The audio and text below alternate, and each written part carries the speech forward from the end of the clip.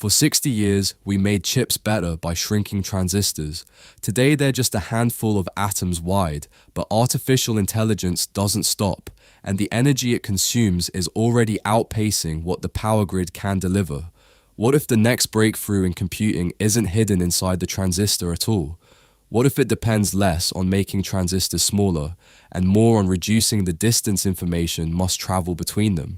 There's one company that was forced to ask exactly that question. In May 2026, Huawei announced a technique called LogicFolding, claiming 41% better energy efficiency and performance equivalent to 1.4 nanometer chips by 2031.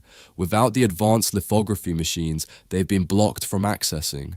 To judge whether that's credible, you need to understand what brought them here. Chip manufacturing is a printing process. Light passes through a patterned mask onto a silicon wafer, and that pattern becomes the circuit. The rule is physical. You cannot print a feature smaller than the wavelength of light you're using. For decades, the industry relied on DUV, or deep ultraviolet lithography, using light with a wavelength of 193 nanometers. It powered generation after generation of smaller and faster chips, but transistors kept shrinking. The wavelength didn't, so the industry built EUV, short for extreme ultraviolet lithography, using light at just 13.5 nanometers. The engineering challenge wasn't making the light, it was keeping it alive long enough to use it. At that wavelength, air absorbs it, glass absorbs it. The machine operates in near-perfect vacuum, steering the beam through mirrors whose tolerances approach the atomic scale, because no lens material exists that wouldn't extinguish the light on contact. Only one company in the world can build these machines, ASML. Each costs roughly $150 million and is shipped in dozens of cargo planes. And all of this matters because Huawei couldn't get one. The next generation, high-NA EUV, widens the optical aperture to resolve finer details from the same wavelength. It works, but each step costs exponentially more for shrinking gains. Since 2019, export controls blocked ASML from selling advanced EUV to Chinese companies. Huawei was cut off entirely. Most assumed the gap would widen every year until it became impossible to close. Being locked out of one road forced them to find another.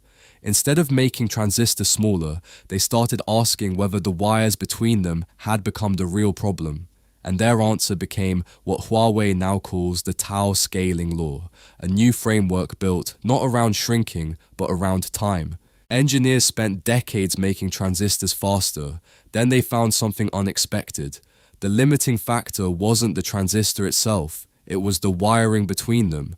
Switching isn't the bottleneck, moving the signal is. Every signal travels down a wire to wherever it's needed next.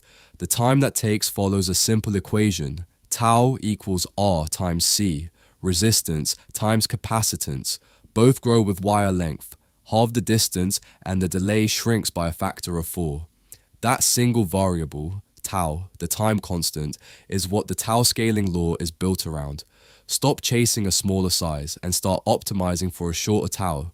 On advanced chips below 10 nanometers, wire delay runs at 10 times the switching speed of the transistors themselves. Information often spends more time traveling than computing.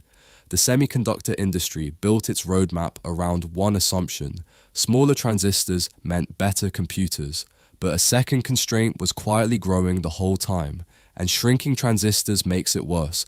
Narrower wires mean higher resistance, so even as switching gets faster, signal propagation fights back.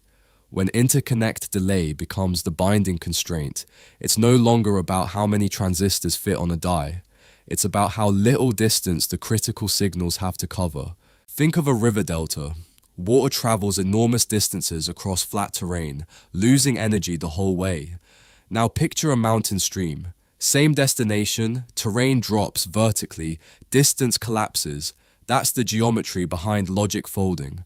Huawei restructured the flat, two-dimensional chip layout into a vertical stack. Circuits that used to sit millimeters apart now connect through microscopic vertical channels, through silicon vias or TSVs, drilled through the silicon. Critical signal paths travel through the chip, instead of across it.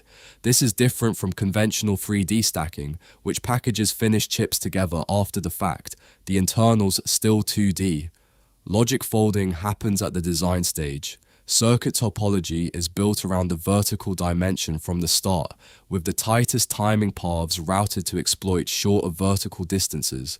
The circuit itself thinks in 3D. The geometric payoff is significant. Conventional interfaces connect along edges. Connections scale with perimeter. Fold face to face and every point across the full surface becomes a connection. Connections scale with area.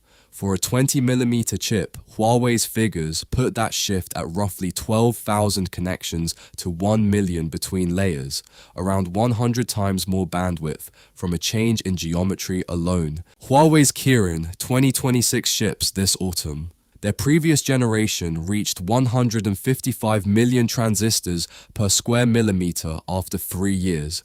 Respectable, but exactly what a process running out of headroom delivers. The Kirin 2026 same manufacturing process with logic folding applied reportedly achieves 238 million, a 53% density jump in a single generation. TSMC's most advanced node sits around 292 million. Huawei is still behind, but the gap that was supposed to widen every year just significantly closed. Internal benchmarks also report 41% better energy efficiency, 50% fewer clock buffers, 25% less clock skew, and a 3.1 GHz performance core, a milestone the industry considered unreachable without advanced lithography. If those numbers hold in real silicon, that's not a catch-up story. That's a different path arriving at roughly the same destination. Two problems remain, and Huawei's own engineering leadership flagged them explicitly. Heat, stack circuits vertically, and thermal extraction gets harder. More layers means less surface area per unit of heat, and that compounds as the stack grows. Another major obstacle is chip design software. Today's electronic design automation, EDA tools, were built for traditional two-dimensional chip layouts. Logic folding requires fundamentally different tooling that's still being developed, a real constraint on how fast the industry could adopt even a proven technique. And none of these performance claims have been independently verified. Everything came from Huawei's own briefing. The Kirin 2026 ships this autumn. That's when we find out what's real. For decades, the semiconductor industry played one game: make everything smaller. Logic folding suggests there may be another game entirely. Not smaller, shorter. Shorter distances, shorter delays, shorter paths for information to travel between the things that process it. For 60 years, the industry shrunk the switch. The next 60 may be spent shrinking the distance.